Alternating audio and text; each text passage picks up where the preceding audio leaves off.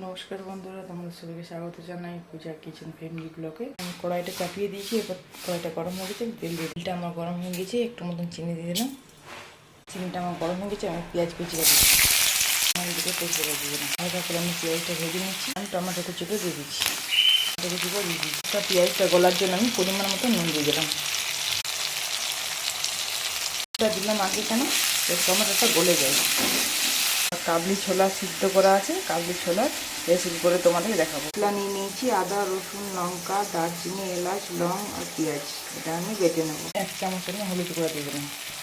এখানে আমি আদা, রসুন, লঙ্কা মশলা ওটাটা দিয়ে দিচ্ছি। এবার 1 চামচ দিয়ে দিচ্ছি আমি জিরা গুঁড়া, দিয়ে দিচ্ছি আমি ধনা গুঁড়া। সোনার ঘুগনিটা আমার একদম রেডি হয়ে গেছে। কাবলি সোনার ঘুগনির মধ্যে ধনা পাতা পড়ে গেছে, মনে হচ্ছে টেস্ট দারুণ হবে। সেন্টটা